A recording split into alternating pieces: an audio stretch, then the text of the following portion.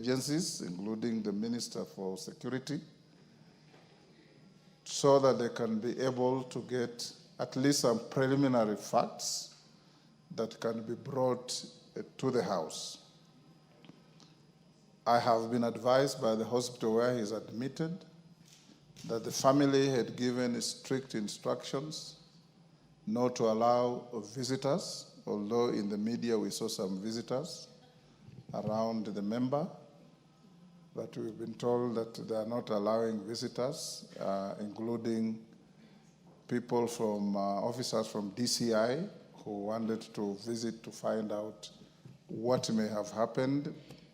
I'm told they were turned away. Be that as it may, I have directed the chairman of the Security Committee and the member for Turkana, is it North, Honorable Epuyo Nanok, Turkana West, who is the chair of a committee that the Honorable Koimburi also serves, to, in the course of this afternoon, visit the honorable member in hospital. I hope you'll be allowed to see him, so that tomorrow I give Honorable Tongoyo an opportunity to update the House on the situation of our member.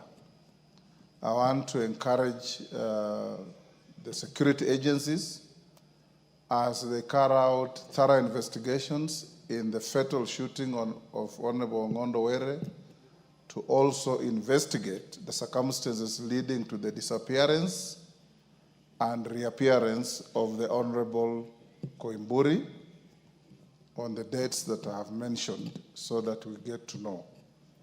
In the meantime, I encourage all of you members, and indeed all Kenyans, to be conscious of your security and the surroundings and the people you associate with, wherever you are, so that you don't have your security at any one time compromised, leading to unfortunate incidents like the loss of life of Honorable Were and the disappearance and reappearance of Honorable Koimburi. I thank you. Honorable Tongoyev, you want to comment on this? Yes, sir. No, I've directed you go and visit him and bring the report tomorrow. Have you visited him? You will go with Nanok to visit him and bring us an update tomorrow.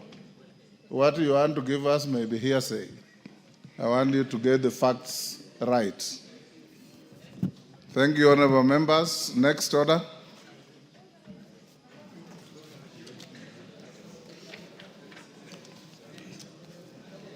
Order number 3, messages. Members at the bar, take the nearest seats. Honorable Bashir, take your seat.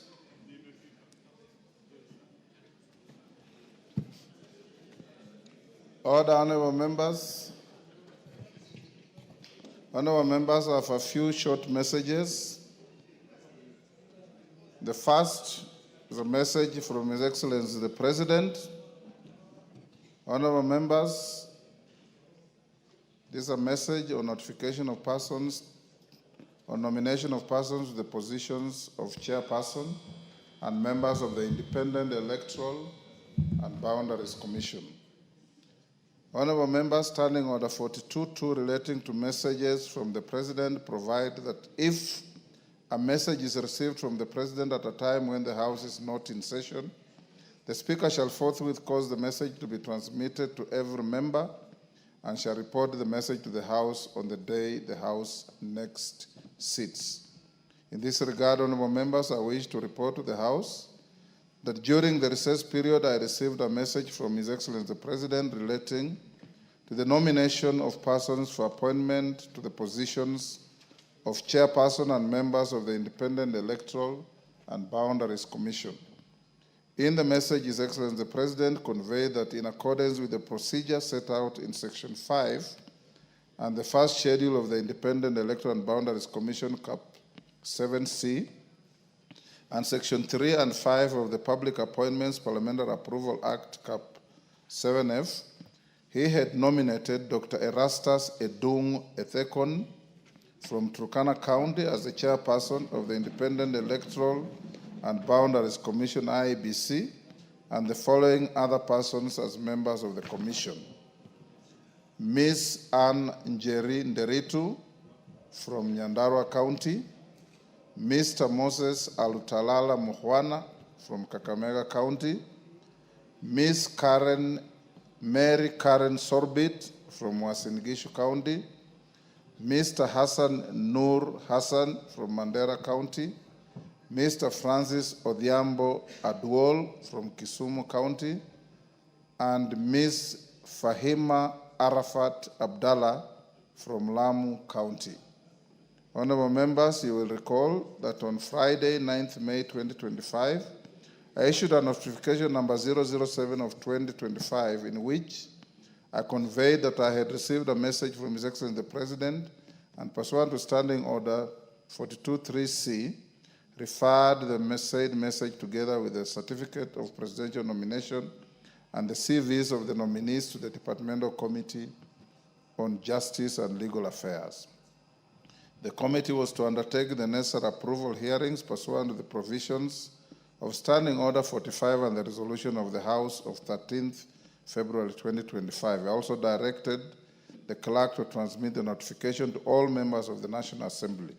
And in this regard, honorable members, we shall wait for the Departmental Committee on Justice and Legal Affairs to notify the House as soon as it concludes the approval hearings. The House is accordingly guided. Members at the bar, take the nearest seats. Member for Turkana, the nearest seat excludes sprinting across the floor. Member for Vihiga, what is your idea of the nearest seat? Yes, Honorable Otienda Mola. Thank you, Mr. Speaker. Mr. Speaker,